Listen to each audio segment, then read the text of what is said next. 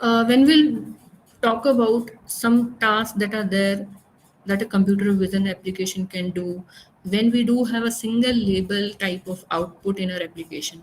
So we can think of these many applications, like for example, image classification, image localization, object detection, semantic segmentation, instance segmentation. These some of these you can say tasks relate to each other very frequently, or you can say very commonly, but there is some minor difference between them. Like for example, when we do have image classification, you'll be able to understand these with the help of a figure like this one. If we have a input image, like let's say we do have some cats in the image, then when we do talk about image classification, that means we need to label this particular image, that this particular image is about the cat, so we will label this a particular name, that is cat. When we do talk about object localization, that means we need to identify one bounding box around these objects, whatever objects are there in the image. Means along with the name, we need to give their positions also, their coordinates of the bounding box. That's localization, positioning, basically. The third thing that we can think upon around the same perspective, that is object detection.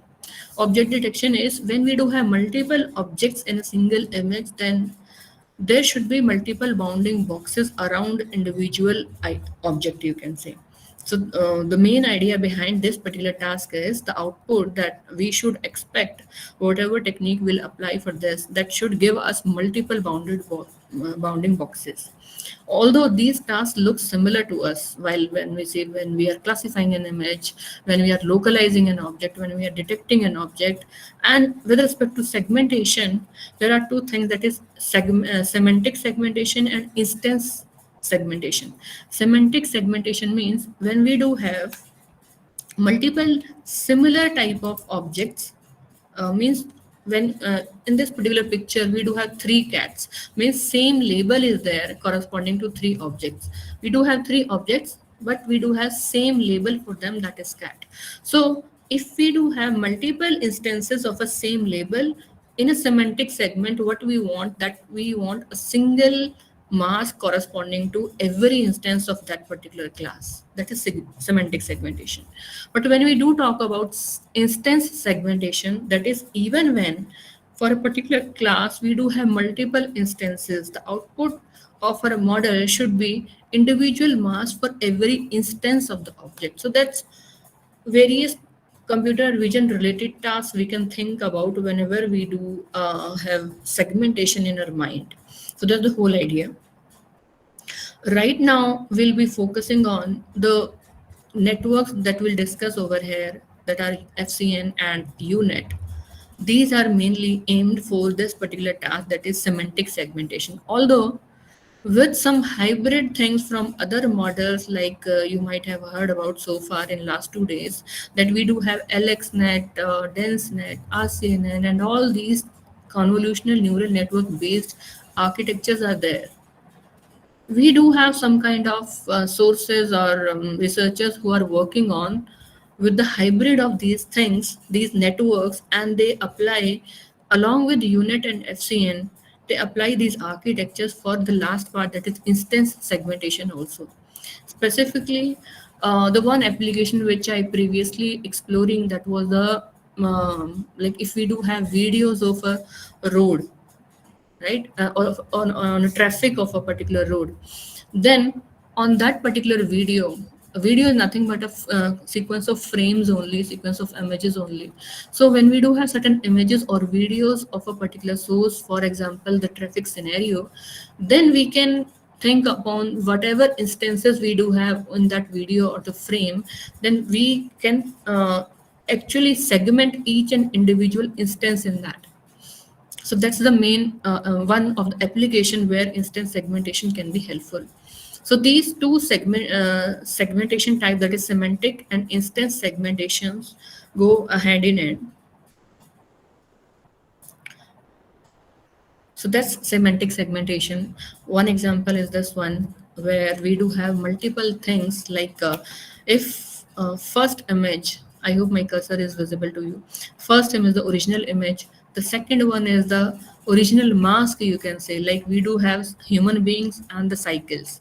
So two colors, two masks are there, one to cover the human beings part and the one to cover the cycle part, that is in the green color. So this second picture shows you the actual true semantic mask, you can say this one. The third picture is showing you the mask that has been retrieved after applying the deep learning models, especially unit and FCN. There are certain variations of these networks too. I'll talk about that later on.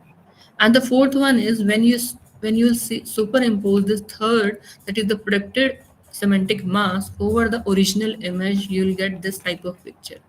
So the idea is we need to segment, we need to get a mask of like you can say different masks corresponding to different classes that are there, different types of objects that are there in the image. So that's the whole idea about semantic segmentation. CNN basics, this I'm assuming you might have done in last two previous sessions, last two previous days.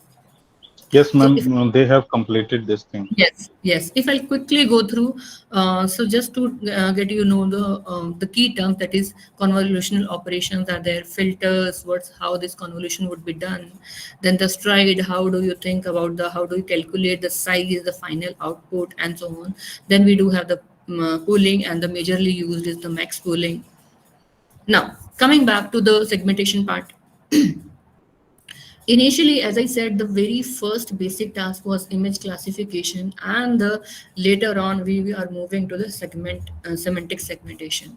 If I'll talk about image classification in the starting, so in the figure you can see there are certain convolutional layers. Now you know the basics of convolution, how it's done.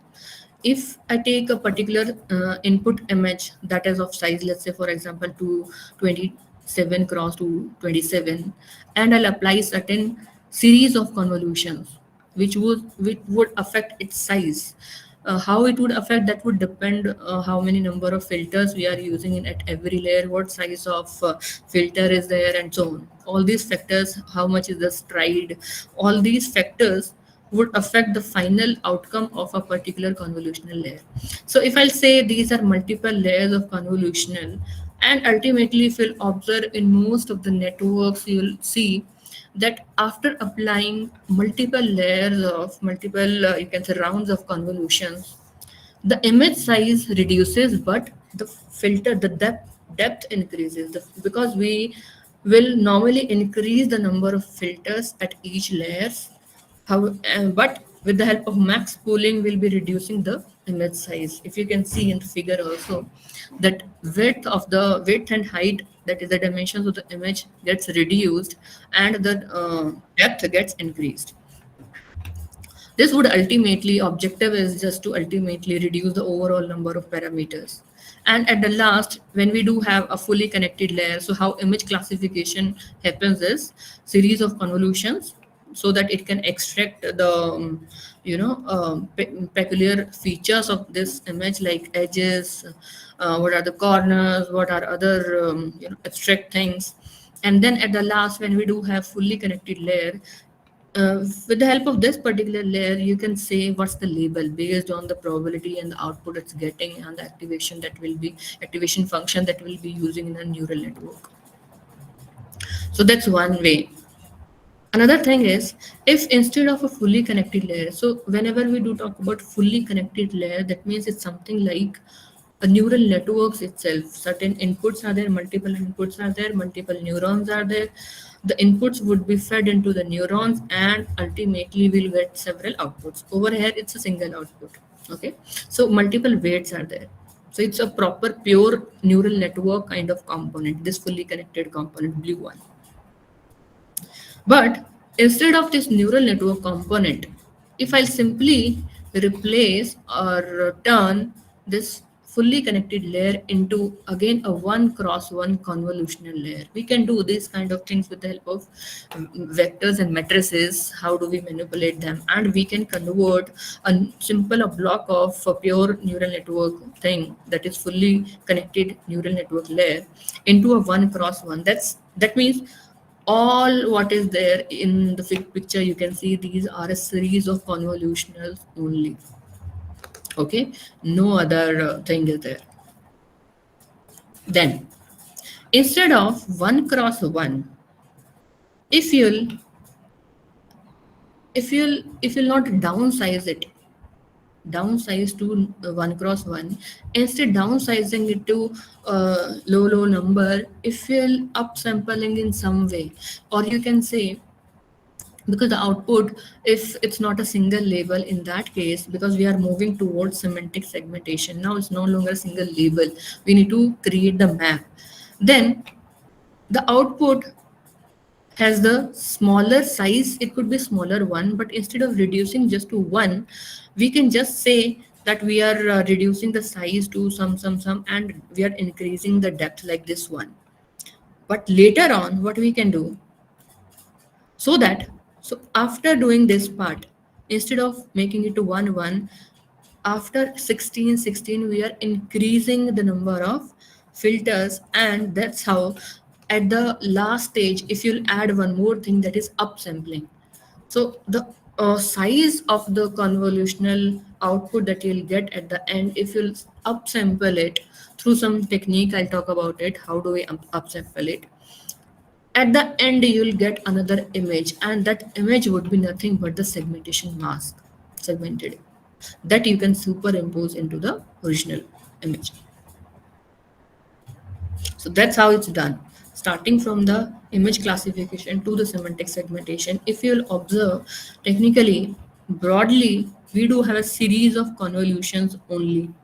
No other thing is there, which is nothing but a combination of convolutional operations plus your max pooling operation. So that's your fully connected networks, FCN, fully convolutional network means everything that is there in the network is a convolutional block, nothing apart from that. So that's the overview.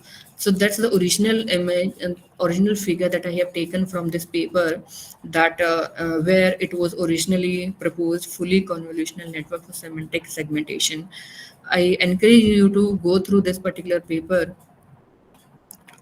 um, yes, you can found it, this one. It was so you can say this FCN concept was, network concept was coined in 2015, where they have explained with the help of this same picture series of convolution operations, and at the last, when you'll you can say upsample it, you'll get your segmentation mask.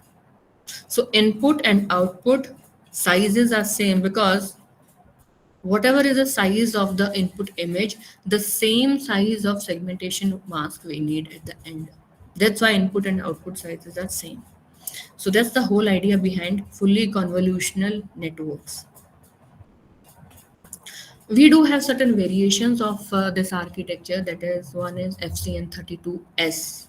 Depending on how much we are scaling, S is your stride in this, or you can say upsampling. Like for example, if we do have an image, when we are doing convolution 1 pooling operation, convolution 2 pooling 2, convolution 3 pooling 3, and so on, after 6 or 7 convolution operations, we are upsampling this prediction 32 times with the help of a 32 stride. So, and that's why this called as FCN32S. The model name is FCN32S. But the point is, one main limitation of this type of architecture is if you are directly upsampling in the last stage.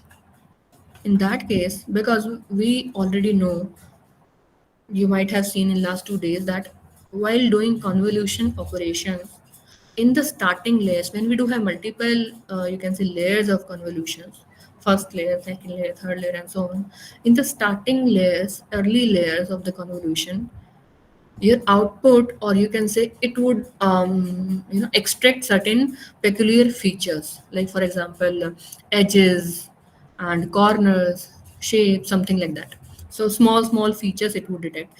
As we go into deeper of the convolutional layers, multiple rounds of convolutions, inside convolution image size gets reduced, but the size of due to the number of filters gets increased, the size of the feature map that gets increased. And that's why we can say at the deeper level, you can say at deeper levels, object shapes you can identify better in a better way. But again, when you'll go deeper, you're deeper into the layers, then spatial location information gets lost because image size gets reduced. Although feature map size gets increased, but due to the loss in image size, in that case, spatial information, location information gets lost. So that's one limitation of this type of architecture. But again, that's get resolved in another versions of FCN, that is 16S and 8S. If you'll observe, so that's your, let's say, previously, they have just shown the last layers, let's say after pool 5, max pooling 5, in between you do have convolution operations which are not shown over here. Lastly, if you'll upscale it 32 with the help of 32 stride, then you'll get FCN 32S. But for FCN 16S, what you can do? You can upsample the last output by double 2x upsample, and in that add the second last, that is the pool 4 output as it is. That means you are adding some previous information which is higher in size. The image size was higher as compared to the last one.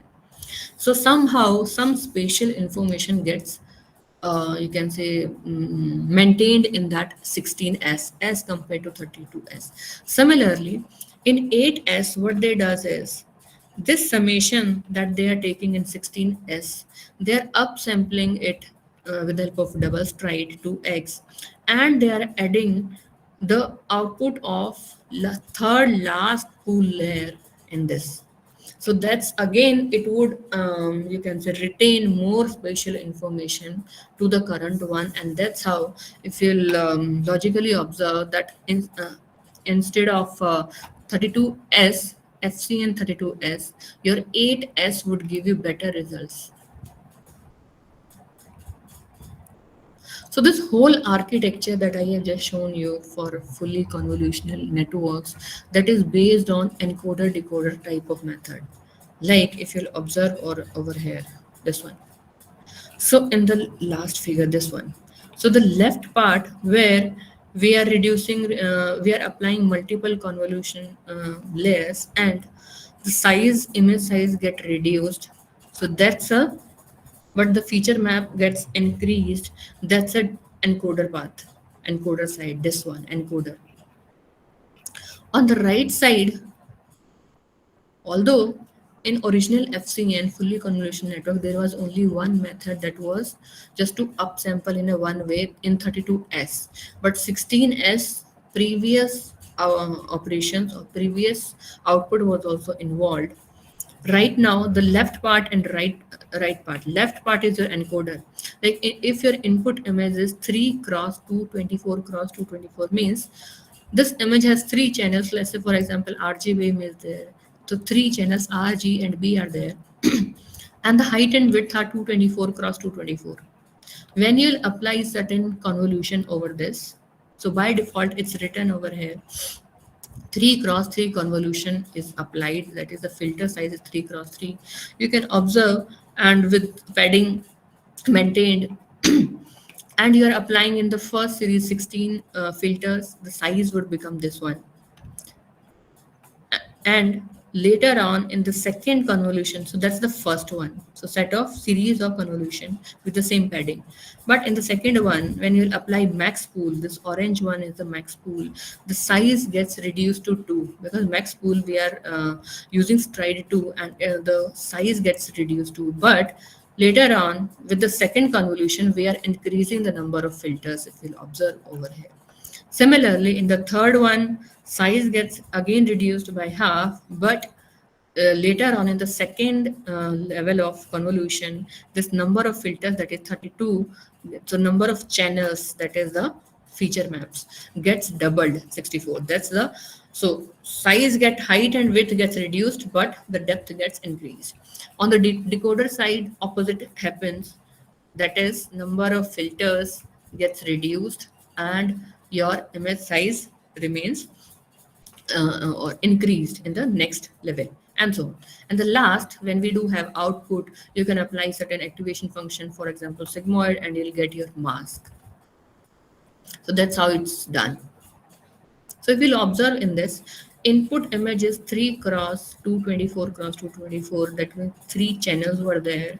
But in the last output, we do have only single channel, because most likely if we do have a, that's again depending on two number of classes we do have. But most likely if we do have two classes, 0 and 1 only, so you can fill the pixels of the segmentation mask as is, like if this particular um, object is present, then it's 0, otherwise 1, and so on. So single channel, but height and width remains same, that is 224, that was the original size. So that's a encoder decoder kind of structure.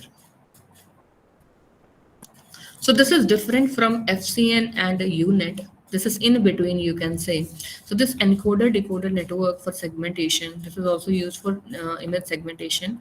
As I just told you, what's the significance of encoder part, and what's the task of decoder part. In this example, padding has been kept to make sure that the feature maps remain same. This is just an example of another fully convolutional network.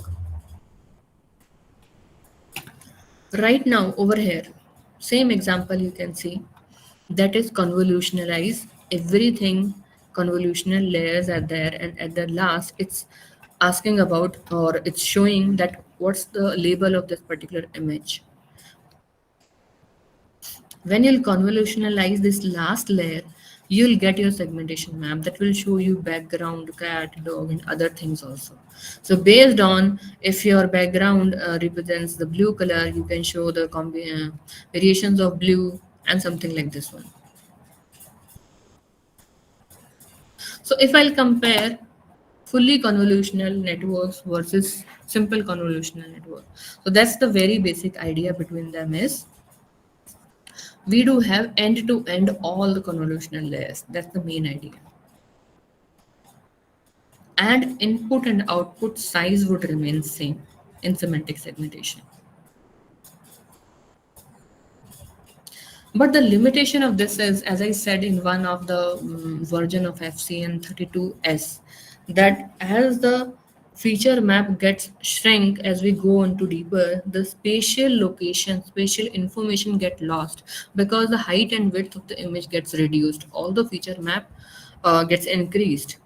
And especially because I do work in medical image segmentation field in healthcare domain. So whenever we have certain medical domain related images, like for example, we do have X-rays, we do have MRIs. When we do segmentation in those type of images, even a small minute detail would be critical one. So that's why, how can we make this encoder decoder network to take features that are both general as well as detailed one. So it would retain the exact peculiar features of the image as well as the spatial information. So that's where unit came into picture, and with the help of concept of that is skip connection. So some of the previous connections. So like for example, if you'll see, when we'll go deeper into the convolutional layers, instead of just going into sequence one by one after another and so on, feeding output of one layer to the another and so on, we can, to a particular layer, we can feed the output of previous layers also. That means we are skipping certain connections in between them. That's the idea behind skip connection. And this skip connection was originally introduced when some researchers proposed ResNet, that is residual networks. This is very famous deep learning architecture that is being used in classification techniques. So this concept of skip connection has been used in unit architecture, where every decoder, the right side part, would incorporate certain feature maps that are on the encoder side. So that would skip all the connections that are there in between them. Let me show you how. And basically, when unit was designed, I would encourage you to go through this particular, you can say, paper in which unit was originally developed, unit convolutional network for biomedical image segmentation. So the original unit network was designed or applied for biomedical image processing, and later on people tried to use it and modified it for another applications also. So that's the idea. Almost the structure is same, encoder decoder, but it's having a skip connection. So these dotted lines are the skip connections. That means this right hand side part where it's written 32 cross 224 cross 224, it's taking input from the layer below it as well as the layers from feature maps from the encoder side also.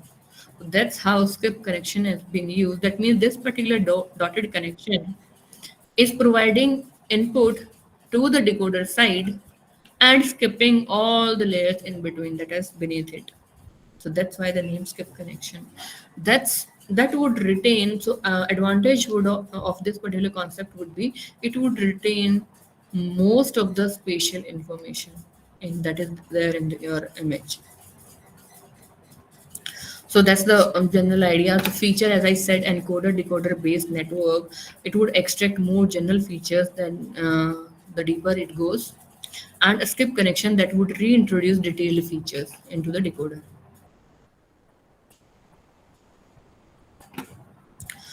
So if we'll talk about, so that's the general architecture of unit. If we'll talk about loss functions, specifically in case of segmentation, there are some common type of loss functions that are being used. One is categorical cross entropy loss, which would tell you how much your output is. Like for example, there is a softmax function which would give you values with the help of this function, that is exponential of output what you are getting for that particular class, and the summation of all the outputs of all the classes. Then if you take this softmax function, take a log, and then convolute it with the actual true value and summation, take a summation of all those for all the classes that are there in the application, take negative of that, this would become your loss function. This is generally called as categorical cross entropy loss, and that's being, or if we do have single label, then it's called as binary cross entropy, and that's the majorly used loss function when we apply deep learning models for segmentation purpose. The second most important one is dice loss. Dice loss is basically based on the dice coefficient also. Dice coefficient means whenever you have a true mask, means it's given to you that to segment a given image, you should have this mask with you. Okay, that would perfectly segment all the items or objects that are there in the image. And by applying certain deep learning model, for example FCN or unit, you get your mask, predicted mask, right? When you subtract your predicted mask from the original one, so the difference between the two is being introspected by the dice coefficient. So with the help of set theory, there are certain formulas for that. I would encourage you to go through the formulas because that's the important one when we'll talk about. I'll show you during implementation also how do we calculate dice coefficient. Now, as I said, at the last level, convolution you have done, but specifically in unit, what we have encoder decoder type architecture. Reducing you have done, but whenever we do upsampling of the data, then how it's done, there are various methods for upsampling. One is like for example interpolation. Interpolation is generally like, let's say we do certain functions that would interpolate some function values which would give you another values and so on, interpolate through curves.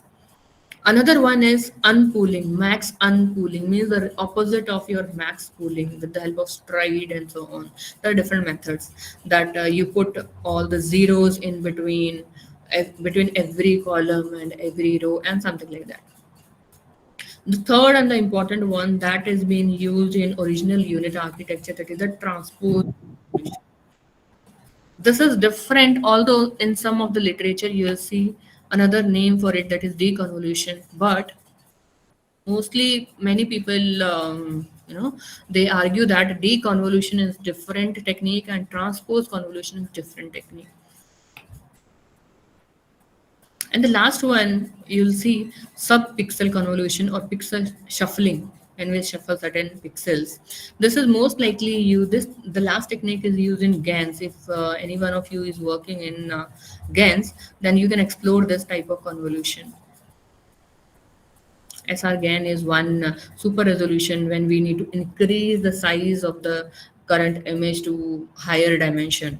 Then for to generative artificial networks, a special type of networks was generated or designed, that was SR-GAN. And this particular network architecture introduces this concept, that is pixel shuffling. So as we are talking about units, so I'll go into detail of this one, transpose convolution. So in this figure, you can see, if that's the idea, that in convolution, we reduce the size, but in transposed convolution, we increase the size. That's how. Like corresponding to 4 pixels, you can see over here, we need to calculate such a way that we need to do the calculation in such a way that it produces 9. If we are taking 3 cross 3 filter, so that 3 cross 3 is 9. So 9 pixel corresponding to every pixel that is there in this for 2 cross 2 output. So there are certain techniques through which we can do this thing. That is, for example, if you'll say, if I stuff certain zeros in between every row and every column, and then apply the same thing, that is filtering the taking the filter over the your image and so on. So that's how transposed convolution has been done. So as I said, transposed convolution and deconvolution, there are two. These are two different techniques. Although their goal is different, one, their the method that they are using, that is different. Goal is same, but their method is different one. So you can explore these two techniques. Now, after discussing the technical details of, I hope you have got some idea of what are fully convolutional networks and UNets are there. Certain applications of deep learning models in healthcare have been increasing day by day. That's the stats that they are saying. In the that's I guess 2 years back, 2022, they published this data that most of the people are doing research in medical and healthcare field, especially applying deep learning techniques in this area. So currently, I'm working upon medical imaging thing, and especially in medical imaging, we are doing segmentation of chest X-ray to detect what area that is there in that chest X-ray, so that we can identify and classify the disease like COVID-19, pneumonia, tuberculosis, in a very better way, along with another things. So I'll talk about this one. So these are some basics of mathematics that's there in the technical part: scalars, vectors, matrices, tensors. I'm assuming you all know about these things. Then how images have been represented in the form of a matrix, the whole idea of data. Okay, before applying any deep learning technique, we did need to do data pre-processing things. So I show in the demo also how to do these things, and before applying your deep learning models. This is just one example of pre-processing techniques where you can apply certain histogram equalization on these are the knee x-rays. And to increase the training size, you can apply data augmentation techniques. There are certain libraries in Keras and TensorFlow which are already there, through which you can increase your training data set with the help of translations, rotation, change in scale, horizontal flipping, vertical flipping, and so on. All these options are there. Then we do have the concept of transfer learning, although in today's practical session we'll be developing our model from scratch instead of using the transfer learning part. Transfer learning basically what it does is when your model is very complex, then what you can do, you can take their the predefined, pre-trained model weights and fine tune those weights with your domain information. So that's what we'll do in the implementation part. I'm skipping this. We'll be designing this network for our unit and FCN, basically unit only.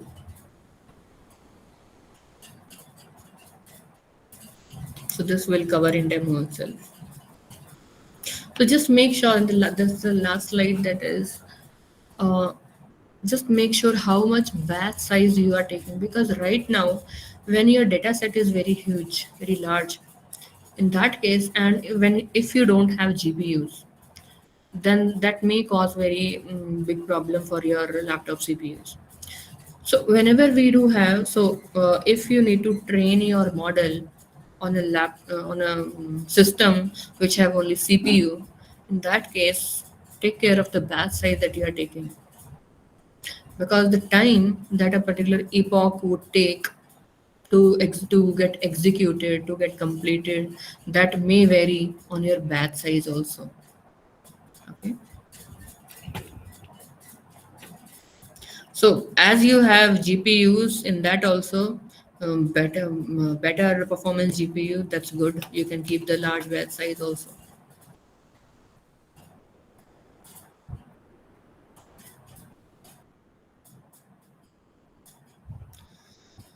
So this is a simple implementation of unit. I have not covered FCN in this, but on similar pattern you can implement FCN also, because unit is based on FCN only. It's a another version of FCN.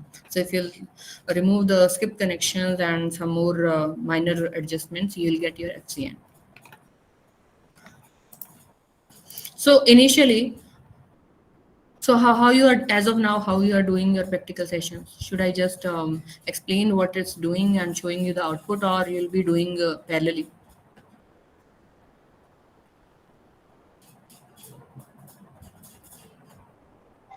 Some are doing, ma'am, parallelly, but mm, Okay, but I have not shared this particular Jupyter notebook. Okay, later on I'll just explain right now what each and everything is doing, and later on I'll share this. Although it's already there on the Kaggle also, I'll share the link of Kaggle as well as this Jupyter notebook along with the you tech. can uh, you can share this Jupyter notebook to me. I can share on Sure, WhatsApp group, ma'am. sure, sir, sure. Okay, so initially we need to import certain libraries that are required. These are simple libraries: NumPy, TensorFlow, Pandas for data frames. PQDM is for the progress monitoring bar. If you need to show the bar how much images have been, progressed and so on. This one. OS for path and all that. This is your computer vision library, and Matplotlib for the plotting part. So these are the simple ones. Another thing is in the data, I have two things. Let me show you the data also. Some sample of data.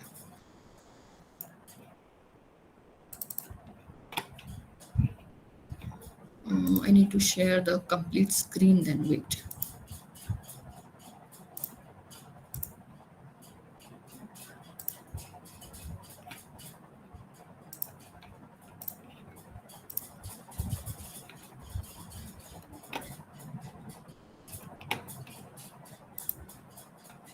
Yes. So that's the data which has two folders. I hope it's visible. One is CXR PNGs, which contains chest X-ray images in the form of PNG images. There are so many, around 799 images are there. Okay.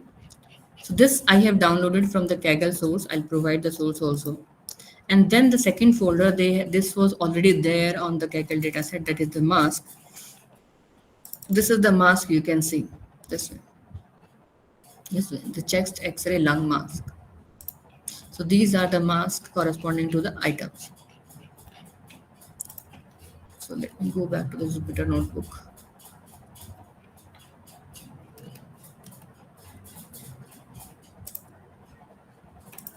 Yes. Uh, these are the path which I'm taking. Then, and I'm reading all the images in this path. So normal mask would be okay. In this, if you'll observe in this particular data set, not this is there for every data set. If you'll observe in the mask folder, the name of the files are, I don't know if it's visible or not. Should I increase the font? Okay. So name of the files are suffixed with underscore mask, but not every file is suffixed with mask. So if you'll observe that this particular file, few of the file names are not suffixed with underscore mask, even though they are mask. That's the renaming they have done in the data set, so that what they can do, uh, the the images that has the suffix with underscore mask, that they are taking for the, you know, this one, testing part, testing and training both. Let me show you again. So this is total, the 565 files are there, 565 images are there, that has been modified name, that means that has underscore mask in them. But some other, apart from this, total were around 799. Some images are there which are which don't have any underscore, just for the naming part. So what they have done is, the images for which the mask file does not have the underscore mask, they have taken those files for the training, and rest of the files they have put for the testing part, testing files. So the common one, the same name, the files which have the same image name as well as the same segmentation mask name, they are for the testing part. Rest of the files are for the training part. So that's what they have been doing. Acha, over here, because I'm using my own laptop with which is only having CPU, so instead of using the whole data set, I'm selecting only a few images just to show you. Accuracy won't be that good, okay, but you'll see how it's being done. So I'm selecting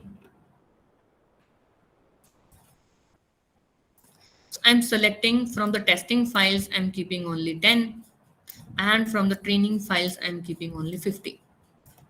Okay, for training I'm only keeping 50, and out of this 50 I'll divide again it with the training and validation part also. Then one function has been defined to automate the process of get data. If it's testing data, so just the reading files from the folders, and will show you the progress bar, how much files have been read and so on. The certain functionality has been designed which would give you the training and testing part, depending on what by default is taking test. If you will not pass any flag, it would give you the testing data set, which would actually contain the images. These are the only file names. So actual reading of the files has been done in this particular code, fragment of code. Okay, so okay, I'll run it again. Okay, so testing files, you can see these are some of the 10 tests, because I have selected only 10 files for the testing. So these are the file names for the testing files. Okay, these are the X-ray images only. Then certain functionality has been developed for plotting the mask along with the image. Okay, so they are seeing 5 images from for sample. So left original image, left for the original image, and right for its mask. So I'm using grayscale map, so the images would be shown in the grayscale only. So let me show you. So this would be used right now, it's a function, we'll be using this plot mask later on. First, let's get our data through this functionality that we have designed over here, this function that is get data, which will actually read the files from the folders and create a data set. So this way, dimension we are keeping as the original, that is 256 cross 256. So even if the dimensions vary, it would rescale it, because we have used over here we have used reshape function, resize function. So even if the image size is different than 256 cross 256, it would resize it to the desired one so that every image have the same size.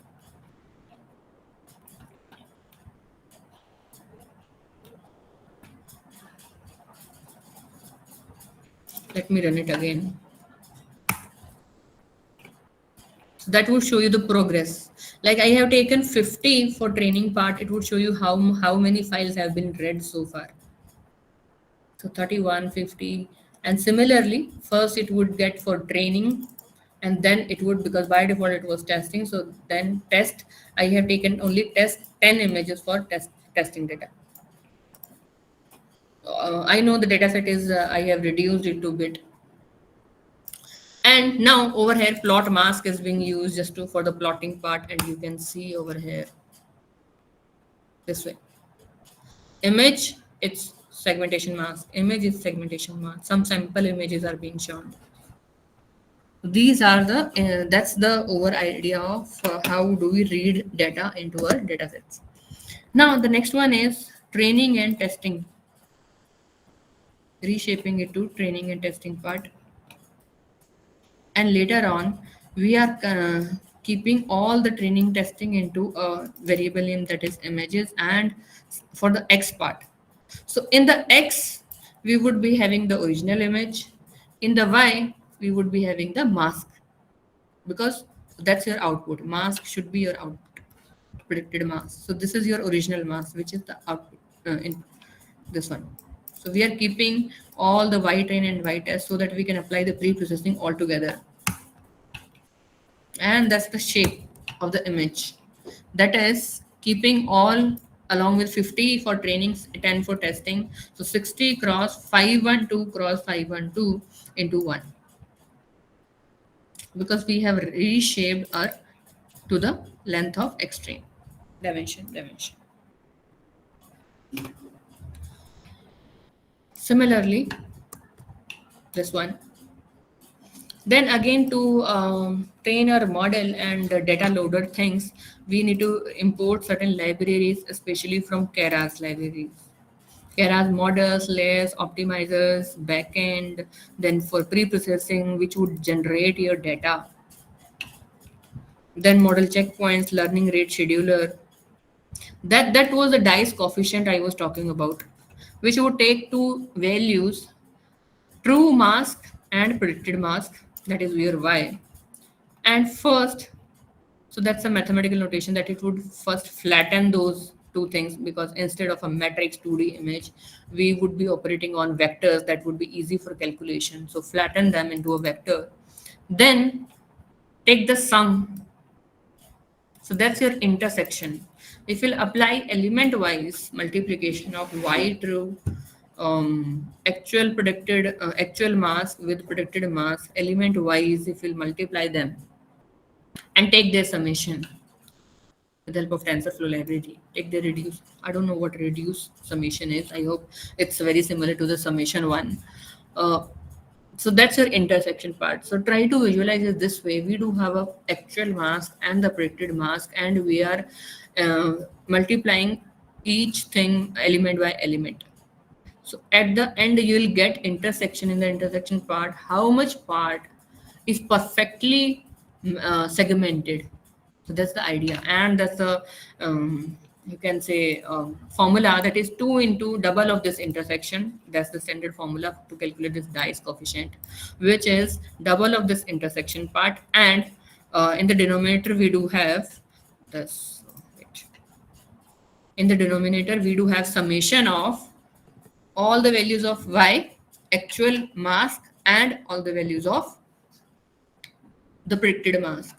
If you'll observe over here, in this summation, there is one extra coefficient that has been added, that is epsilon. It's very small amount, just to avoid, because we are doing all this thing in denominator. So just to avoid divided by zero thing, we add certain small value to it. So that's how do we calculate. So 2 into intersection of the actual and the segmented areas divided by their summation. Similarly, that is Die's coefficient loss, which is nothing but the negative of this coefficient only. So negative of Die's coefficient. So now this is your unit architecture from scratch. First, we are using Keras libraries. See, we do have two options. Generally, deep learning models are being implemented using two libraries. One is Keras and one is PyTorch. I don't know how many of you have used these two. Keras and PyTorch are two frameworks where using which you can implement your deep learning models. If you'll observe the difference, Keras is a high level integrated library in the TensorFlow itself. So whenever I'm saying high level library API, so it would be more towards to ease of use for the user, but same time will give you some flexibility, but not very much. If you'll go to the PyTorch, it's not that much to the towards ease of use. Utna nahi hai. You'll have to do extra lot of things, lot of statements, but you'll get a more control of how you want to design your network. Okay, so I would again suggest you to explore these two libraries and how, because most of the networks you can create using any of these two libraries, Keras and PyTorch. So over here, Keras has been used. So unit is designed for this because Keras will provide you models, layers, optimizers, and what else? Callbacks, where to stop, and all that. So in this unit, input size we are saying is 256 cross 256 cross 1 means single channel grayscale image we are taking. Inputs, that's the input that we are so this convolution ID, convolution 2D, max pooling 2D, the input, these are nothing but from the layers only, Keras dot layer. These are inbuilt functions you can say. So wait a minute, let me show you the original paper where unit model was. This was the original paper for unit convolution networks for biomedical image segmentation.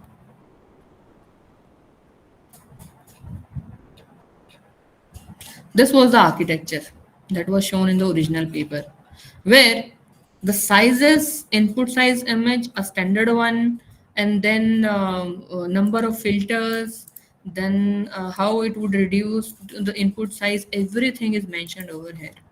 Okay, you can use these values also, but right now instead of 572 cross 572 input size, we are taking a smaller one, that is 256 or 256. But in a single, this is one single convolutional block in which two convolutions are being used. Then this red one is your max pooling. I hope it's visible. This red one is your max pooling. Then another convolution block in which we do have two convolutions, the blue one. Then red line means max pooling. Then the third convolution block in which we do have two convolutions, the blue arrows. Then fourth one, fourth convolution block, if you observe, image size has been reduced, but number of filters gets increased. Initially, they started with 64 filters, then increased, doubled it 128, then doubled it 256, then doubled it to 512. And the last one, it's called as bottleneck layer. This bottleneck layer, where 512 gets increased to 1024. Okay, then so that's the encoder size. This one, the right hand side, that is the decoder one, upsampling is being done, and so on. And later on at the last stage, if you observe, this is this is not exactly the original size. So if you'll see, that's the paper where original unit model was designed or shown to us, where segmentation mask was not exactly the same shape as the input one, due to the reason that they have not maintained, because this 572 gets reduced to 570 because they are not using padding. Padding they are keeping as it is. They are not using padding at all, and that's why this gets reduced. If they have maintained the padding, then you will observe this size would have been same as the input image. So it doesn't matter, but it's not that much, okay.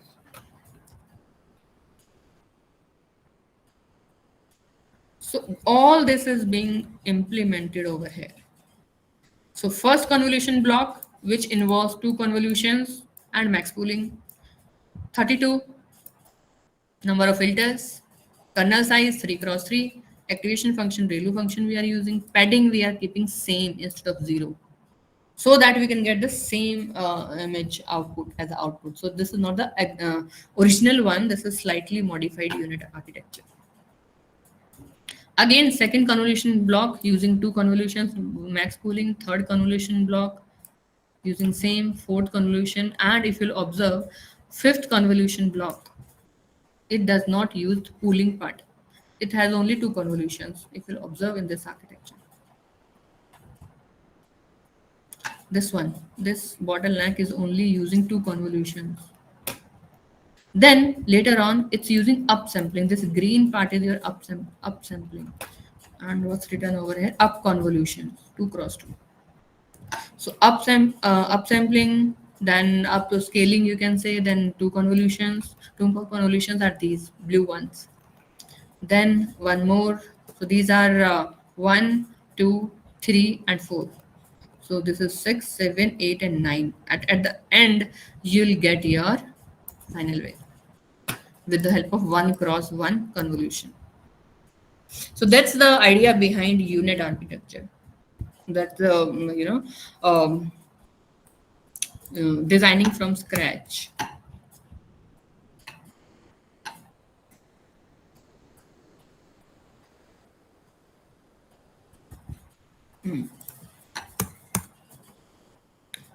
Now you can see the summary of this architecture also. Like call this unit architecture with the input size that you have, that is 512, 512, and 1. And as this architecture takes two, I guess 256 cross 256. Wait a minute. That's the input size. By default, size is 256 cross 256. But as our input image is 512 cross 512, so we will be giving our own input size. You can keep the default one also if depending on the size of your input size. And all these parameters for the compilation, which optimizer we are using, Adam, and the initial value for learning rate, this one, 0.00051. Then loss, this is the one function that we have just defined above. This is, so you can say it's a customized loss function that we are using. And another matrices that we are using is the dice coefficients, again the customized function that we have used, and the inbuilt one, that is binary accuracy, because we have only single level. So model summary, compile this and you'll get your model summary. So model summary would show you at every layer what is the output size and how many parameters are there. So if you'll observe in this, after this, total number of parameters in this simple unit architecture is these many. Around 77 lakhs number of parameters. So that's where computations would come into picture. Let's do some early stopping and all these. You can save the weights in a particular file and use it for transfer learning part. Right now, because we have created everything from scratch, so we will not be using, we'll just saving it. Certain other, these are the parameters you can fine tune based on your, there are certain, whenever we, that's the general question so most of the people ask me that what particular value of parameters we should keep, whether we should keep this mode minimum, whether we should keep factor 0.5, what should be the exact value of a particular parameter. And my answer would be like, for example, you have to try with different things. See, certain things are there which are mentioned in the literature. You can take directly the reference that what other authors have suggested in the same domain on which you are working, that what should be the ideal value or best value in that particular value, in that particular, you can say, domain. Okay, one idea you can take from there, from the literature. Another thing is you have to try different values. So that's there is no third option, I guess.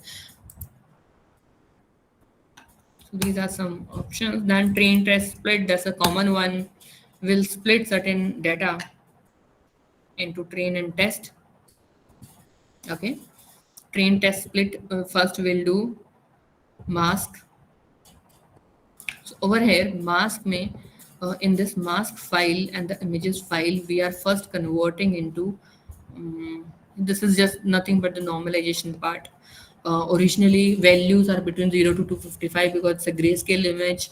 First, we are converting the values in the range of, with the help of this, with the in the range of minus 127 to 127, and then with the sorry, from this using this one, and then by dividing by 127, we are reducing it to a range of minus 1 to 1, just to normalize it.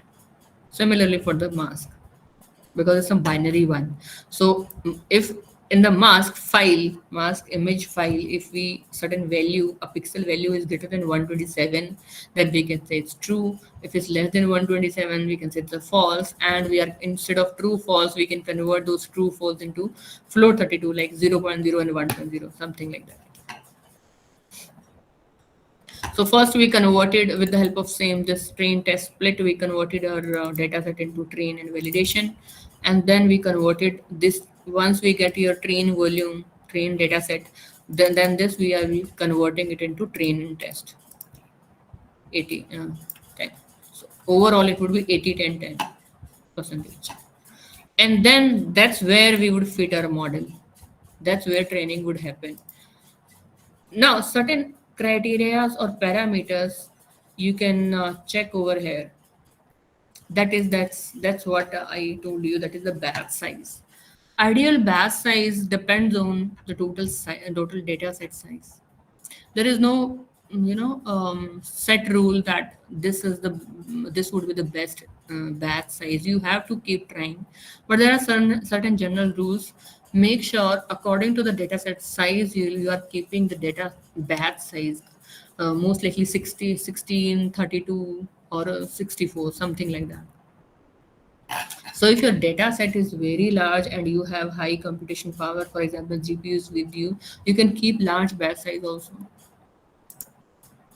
Okay, so total 8 over here. I'm taking total over 8 batches and 10 iterations for each batch. So I had total 60 images, 50 for training, 10 for testing. So this is for training part. Then you can say 50 images would get divided into 8 batches. So total, no, uh, each batch would have 8 images. So total batches would be 6, around 6. So when I'll train this one, let me reduce it to some, let's say 6, 7. 7 number of iterations. You'll observe that 7 iterations I'm keeping epochs. It would run like for it would take certain time. One first iteration, second iteration, and after every iteration, it would show you that how many images in that particular batch have been processed so far, and how much is the loss accuracy, how much is the dice coefficients, whatever parameters we have mentioned over here. These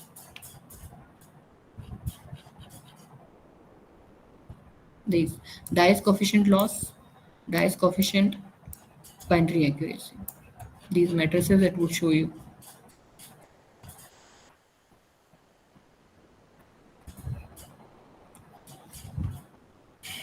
So like this one, uh, out of 6 batches, first batch has been processed, means eight images have been processed. It's taking around this much time.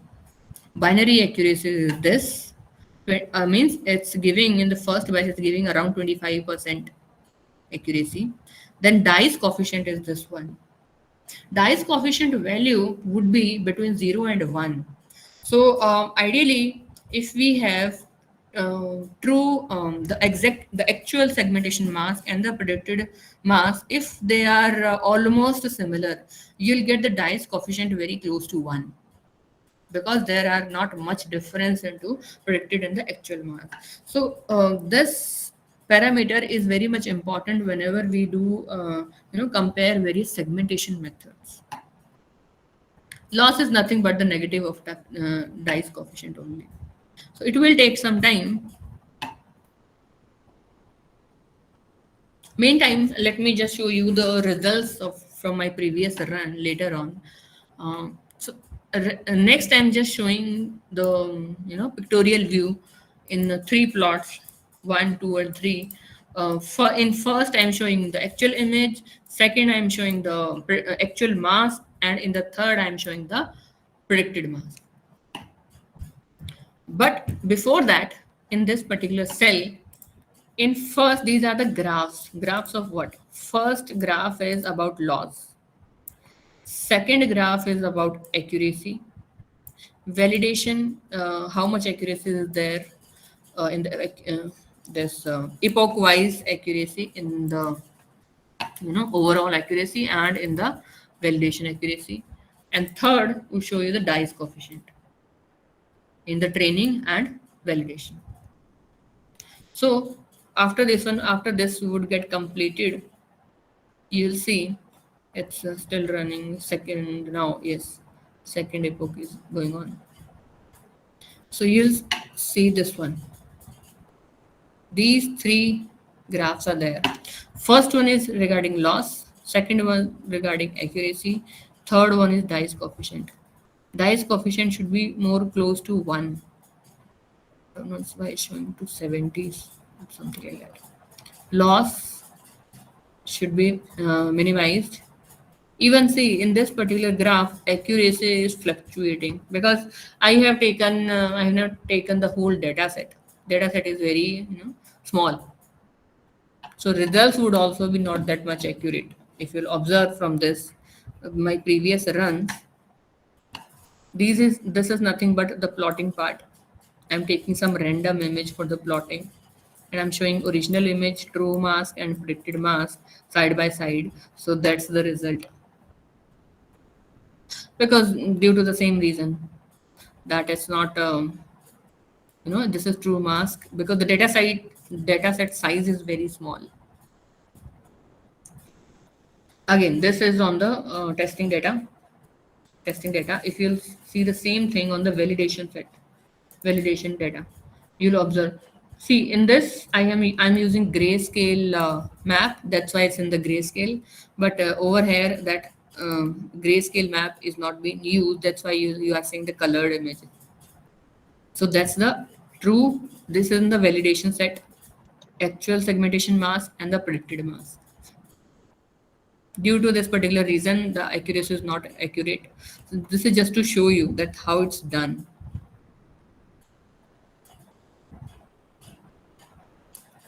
So it will go on. I just want to show you one thing, that is how can you run the same thing with GPU on Kaggle. Let me show you. Because that would use GPU, so we can utilize the full data set and you'll show the correct results. So I have just taken the example of this same lung segmentation data set that was being developed by another author. I have just edited it. So let's see. If you'll observe over here, accelerator. Let's see if TPU is available or not. Availability, they have limited availability. TPU acceleration can dramatically improve training times, but if the TPU is explicitly called in your code, this one, limited to 20 hours per week. So let's try to use it. It generally takes certain time. Let's try to run it.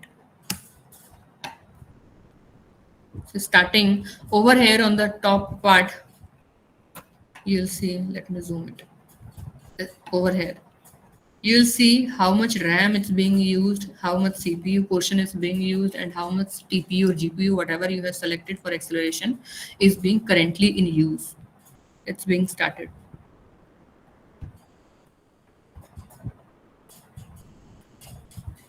It might be slightly slow because parallelly my CPU is also busy in that.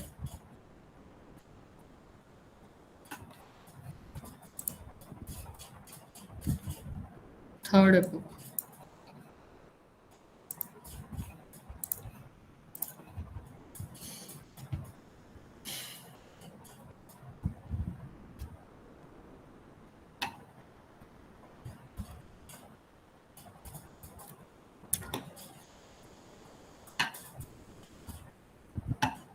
So code is almost the same. Some minor changes are there.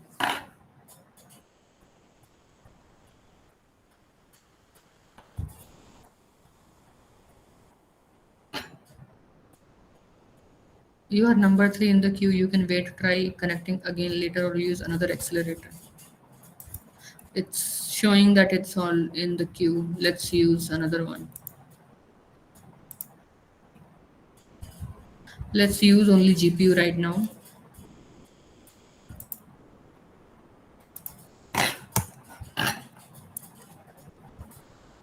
It's trying to initialize.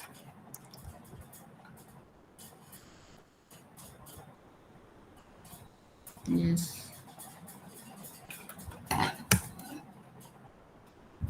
Hmm. So you can see over here how much hard disk it's using. HDD. See this one. HDD, CPU, RAM, and GPU. So you can see these things. When we'll run a deep learning model, you will observe that GPU is being consumed.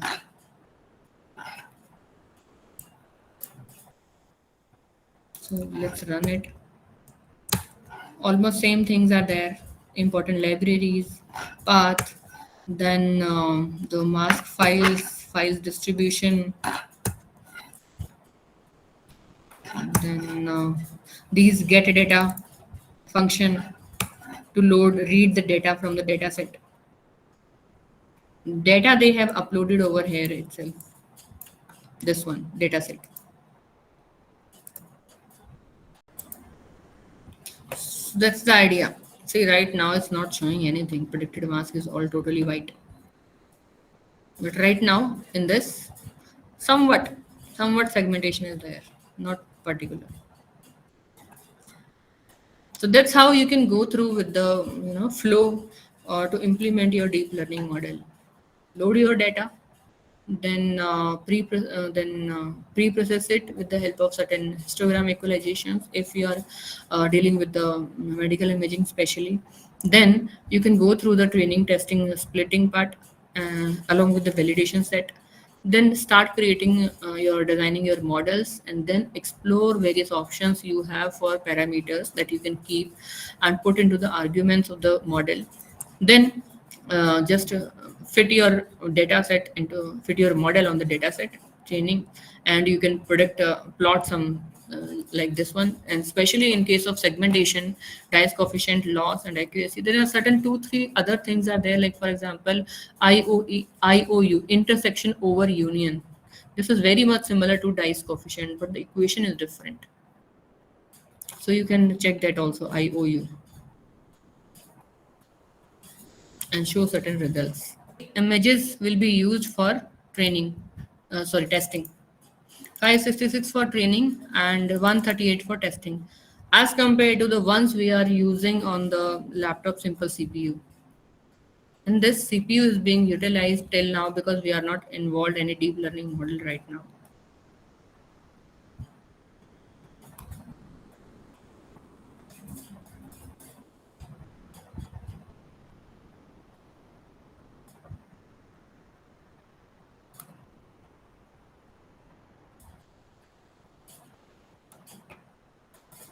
So all images have been read. Okay.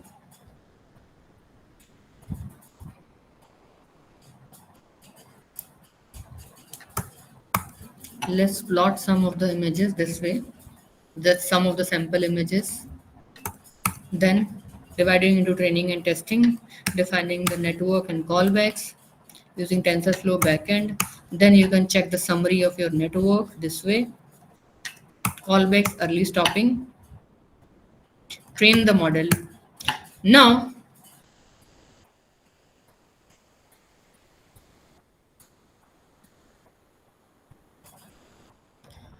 epoch 1 to 50. I don't know. This you see, usage of GPU has been increased so much while model training. It's fully utilized over here. And these would happen so quickly. See, 256, 569, and so on. Very quickly it would be done. So I would encourage you to use these platforms, Google Colab and Kaggle, which provides you GPUs to quickly train your models. So it would go on and on. It's Epoch 50, it's still going on. And I guess around 15-20 minutes it would be over as compared to a normal laptop with GPU, sorry, only CPU. And later on, you can plot your matrices and evaluate.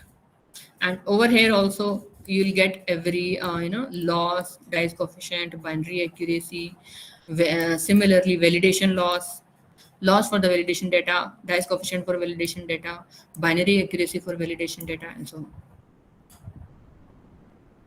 It will fourth, fifth, and so on. So plot when you'll plot the matrices, you'll observe that because they are using 50 number of epochs, the loss and validation is very smooth, and also the number of training samples is very large as compared to only 50 that we have used in our previous execution. So this has been very smooth, and accuracy has reached to around 97, 96, 97. If you'll observe, 97, 98. See, check the GPU utilization. That's at the peak because model has been trained on GPU. Test the model when you'll use a sample predictions, using random number to pick any random image from your validation set and or maybe from the test set and try to plot it. You'll see these are the original image, actual segmentation, and this is the predicted segmentation, which is very much similar to the predicted one. Okay, and you'll observe the change in the dice coefficient also. Dice coefficient has been improved significantly because this dice coefficient started with 0.37, then 0.52, then 0.67, 0.84, 0.86, 0.89, 0.91. See, 0.91 means predicted segment mask is very much close to your true predicted mask. There is very less, you can say, difference between them. And it would later on improve. Still, it's 8 number of epochs. But from the graph, you can see, it gets stabilized after this only. 10 epochs. It gets stabilized. It's almost similar. So no need to go till 50. You can stop right there, 20, because the loss gets stabilized. 0.93 dice coefficient, 96, 97. So that's how you see the results. So that's the overall process. So that's all about from my side. Any queries are most welcome.